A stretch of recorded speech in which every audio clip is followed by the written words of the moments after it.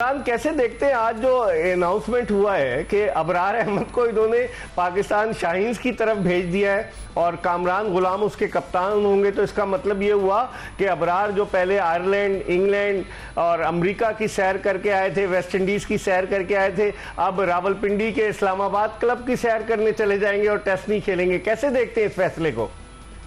देखिए बेग साहब, बड़ी हैरानी की बात है। एक ये है कि एक ऐसा एक अगर फर्ज कर लें कि ये अगर ये भी चाहते हैं कि हम अपने फास्ट बॉलिंग फ्रेंडली पिचेस बनाना चाहते हैं या वो क्रिकेट खेलना चाहते हैं जो कि जिसमें जारहानापन ज्यादा नुमाया हो, तो जैसन गिलस्पी ऑस्ट्रेलिया से आए हैं, तो मेरा सवाल सिर्फ ये है, अगर ये हिकमत अमली है कि हम फास्ट बॉलर्स के ऊपर इन्हिसार करेंगे ज्यादा, तो मेरा सवाल सिर्फ ये है कि वो टीम जिसमें जैसन गिलस्पी खुद थे, ब्रेट ली थे, ग्लेन मैग्रा थे, क्या उस टीम में शेन वॉन बैसिया थे, लेग स्पिनर मुंतखब नहीं होते थे एक स्पेशलिस्ट स्पिनर की हैसियत से? अगर होते थे तो फिर इसका जवाब कौन देगा कि आप किसी भी किस्म की कंडीशंस में आप एक स्पेशलिस्ट स्पिनर को कैसे इग्नोर कर सकते हैं, नजरअंदाज कर सकते हैं? एक बात। दूसरी बात यह है कि क्या पाकिस्तान क्रिकेट बोर्ड की सिलेक्शन कमेटी ने जिसने ये 17 रुकनी स्क्वाड मुंतखब किया था, क्या वो ये लोगों को बता सकते हैं कि जब उन्होंने अबरार को मुंतखब किया था पाकिस्तान की टीम के लिए,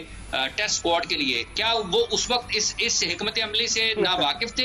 कि उन्होंने एक चंद दिन के बाद उनको रिलीज कर दिया कि ये जी यहाँ पर खेलेंगे, प्रैक्टिस करेंगे, प्रैक्टिस मैच या शाहीन्स की तरफ से नुमाइंदगी करेंगे और फिर पाकिस्तान की तरफ आ जाएंगे। तो ये दो मुख्तलिफ किस्म की, यानी कि जो लोग मुंतखब कर रहे हैं और जो लोग पाकिस्तान की टीम को खिला रहे हैं, वो एक पेज पर नहीं है, सोच पे इख्तलाफ है या सोच मुख्तलिफ अंदाज में है। तो ये पाकिस्तान के, और आप देखें कि उस शाहीन्स में रोहेल नजीर को डाला, तो क्या रोहेल तो क्या रोहेल नजीर पहले नहीं होना चाहिए था पाकिस्तान की टीम में? सरफराज को आपने किस मकसद के तहत तो पाकिस्तान की ए टीम में डाल दिया, ये शाहीन्स में डाल दिया? तो ये अबरार वाला जो मामला है, ये उसको कहा जा सकता है अजब मुअम्मा है, ना समझने का ना समझाने का। इसमें और भी जो आप आ जाए कि जो जिस तरीके से बात होती, क्या वजह है कि वो स्क्वाड में आ जाते हैं लेकिन पाकिस्तान की टीम में नहीं आ सकते हैं?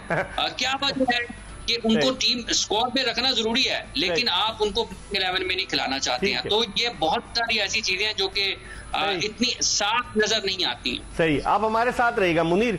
जिस तरह आपने भी निशानदेही की, आसिम कमाल ने भी ये कहा, अब हाफिज मोहम्मद इमरान भी ये कह रहे हैं कि हैरत की बात है कि एक स्पेशली स्पिनर नहीं रख रहे, और वो ये कह रहे हैं, बिल्कुल उनकी बात बजा है, कि क्या जो डाटा एनालिस्ट हैं उनको नजर नहीं आया था कि इनको मैच प्रैक्टिस नहीं है, और वो जो पहला मैच हुआ शाहीन्स का, क्या उधर से उनको नहीं खिलाया जा सकता था? मोहम्मद रमीज जूनियर को खिला दिया, जो अब दूसरे मैच में खेलता है कि नहीं खेलता। तो ये डिसीजन आप नहीं समझते कि ये समझ से बालातर है? देखिए, एक बात तो बहुत खूबसूरत कही हाफिज इमरान ने कि ऑस्ट्रेलिया की सरजमीन फास्ट बॉलर्स के लिए, लेकिन शेन वॉन 708 विकेट लेने वाले हमेशा टीम का हिस्सा रहे और उन्होंने बहुत मैचेस जितवाए हैं। तो हमारे पास तो वैसे इतना बड़े स्पिनर नहीं है, लेकिन जो अबरार को हम देख रहे थे, हमें तो उस वक्त हैरत थी जब 17 स्क्वाड में सिर्फ अबरार थे। हम तो ये परेशान थे कि सिर्फ एक स्पेशल स्पिनर क्यों? फिर ये पता चला कि निजी फास्ट व्यक्ति होंगे और एंड टाइम पे आप उनको ये कह देते हैं कि आप ये डिसीजन वाकई बिल्कुल समझ में नहीं आ रहा इकबाल, और ये कहीं ना कहीं बैकफायर कर जाएगा। ये पर बाद में कहेंगे कि जी हमें खिलाना चाहिए था और हमसे गलत। एक स्पेस में 5 दिन का खेल है, जरूर होता है। इमरान, जो जिस तरह से ये मुनीरुल हक कह रहे हैं कि एक स्पिनर और 5 दिन का खेल, फास्ट बॉलर्स हमारे फिटनेस से स्ट्रगल कर रहे हैं, नसीम शाह वापस आ रहे हैं, शाहीन शाह अफरीदी हैं, फिर खुर्रम शहजाद भी फिटनेस से स्ट्रगल करके वापस आ रहे हैं, फिर मीर हमजा हैं, तो क्या हमारे बॉलर जिस तरह से हमें एक दिन में 90 ओवर कराने लाजमी है, तो क्या उस स्टिपुलेटेड टाइम में हमारे बॉलर्स कर लेंगे ये ओवर, और कितना उन पर दबाव होगा? देखिए, ये बिल्कुल अपनी जगह पर है कि फिटनेस मसाइल का सामना है पाकिस्तान को, और आप एक स्पिनर जब आप नहीं रखते हैं तो आप बहुत सारी चीजें, फिर इसका मतलब ये है कि आपके बैटर्स का भी तो टेस्ट होगा ना अगेंस्ट बांग्लादेश की फास्ट बॉलिंग के। तो ये जो स्पिनर है, ये कम से कम आपको एक साइड से आपके जो फास्ट बॉलर हैं उनको थोड़ा बहुत सांस लेने का मौका फराहम करता है, ठीक है? उनकी थोड़ी सी एनर्जी को रिकवर करने में उनको मौका मिल जाता है, रिफ्रेश हो जाते हैं। तो ये अब देखना ये है कि ये सारे सवाल जो आपने उठाए हैं, जिसमें आपको क्या आप एक दिन में उतने ओवर जितने के आपने करने हैं, उस जो आपका वक्त मिलता है आपको, आप उसमें कर पाते हैं या नहीं कर पाते हैं। फिर फिटनेस के मसाइल अपनी जगह पर हैं, जैसे खुर्रम ऑस्ट्रेलिया में गए थे, जैसे नसीम शाह का मसला है, जैसे शाहीन का मसला है। तो काफी सारी चीजें ऐसी हैं इस सूरत हाल में जो कि देखने लायक है। अब देखना ही है कि आगे, लेकिन बेग साहब एक चीज बड़ी और हैरान कुन आई है, आज ही के दिन में एहसानुल्लाह के वालिद ने अपने बेटे के हवाले से कहा कि उनको बुलाया जाए स्वात से लाहौर रीहैब के लिए। अच्छा। अब ये बड़ा अफसोसनाक वाकया है पाकिस्तान की क्रिकेट में कि लोग स्वात से इलाज के लिए लाहौर आते हैं, और पाकिस्तान क्रिकेट बोर्ड ने अपने एक होनहार खिलाड़ी को रीहैब के लिए लाहौर से स्वात भेज दिया है। सही, ये तो बड़ी हैरान कुन बात है। लेकिन ये बताएं कि जो डाटा एनालिस्ट वगैरह रखे इतने ex officio member selection committee के, क्या डाटा पर इनकी नजर नहीं थी कि अबरार अहमद को प्रैक्टिस की जरूरत है, फिर डाटा को मद्देनजर रखते हुए खिलाड़ी फिटनेस प्रॉब्लम का शिकार हो सकते हैं अगर एक रेगुलर स्पिनर नहीं हुआ? ये सब चीजें नहीं देखी इन्होंने इमरान? मेघ साहब देखे, जहां तक ताल्लुक ये डाटा स्पेशलिस्ट का है ना, जो पाकिस्तान क्रिकेट बोर्ड में इस वक्त अहम माने जाते हैं, देखिए उनकी एक खास किस्म का उनका काम करने का एक शोबा है जिसमें उनको करना चाहिए। लेकिन मेरा सवाल तो सिलेक्शन कमेटी से है, वो जो क्रिकेटर्स पर मुश्तमिल है, भले 2 ही लोग उसमें हों, क्या उनको नहीं पता?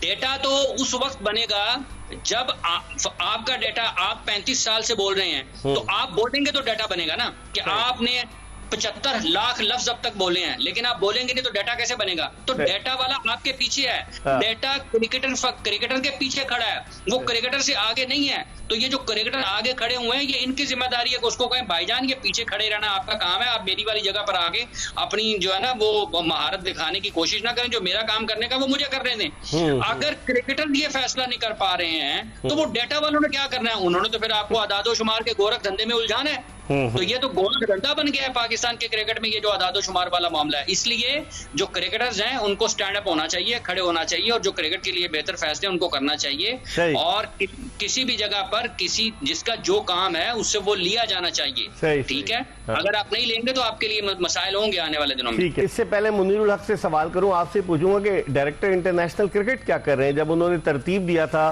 कि इस्लामाबाद क्लब में मैच होगा, हमने जुल्फिकार बेग को लिया, जो एक्सप्रेस न्यूज के रोजनामा एक्सप्रेस के रिपोर्टर, वो कह रहे हैं कि ग्राउंड में स्लोप है, कि बारिश की वजह से पानी जमा हो जाता है, जिसकी वजह से आपको याद होगा तीसरे दिन का खेल जो था वो मुकम्मल था, उसे वॉश आउट हो गया। तो ये उन्होंने सोचा नहीं था कि इस्लामाबाद क्लब में मैच करा दें, किसी को ऑब्लाइज करना चाह रहे हैं, या आप दोबारा जो दूसरा मैच भी हो रहा है, आपको याद होगा जो 20 तारीख से शुरू हो रहा है, वो भी वही हो रहा है, तो ये सोचते नहीं है? फिर इन्होंने वेदर नहीं देखा जहन में कि पिंडी में कैसा मौसम होगा?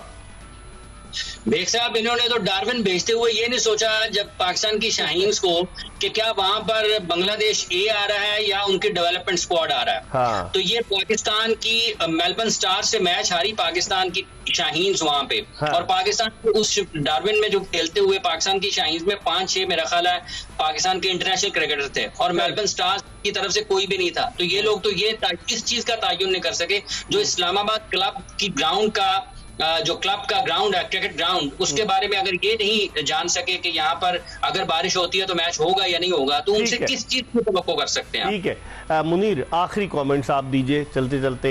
हाफिज इमरान की बातों से कितना इत्तेफाक कर? मैं तो बिल्कुल 100% इत्तेफाक है। और एक चीज और एक बार ये कहने की है कि ये टेस्ट सीरीज हमारे लिए बहुत इंपॉर्टेंट है।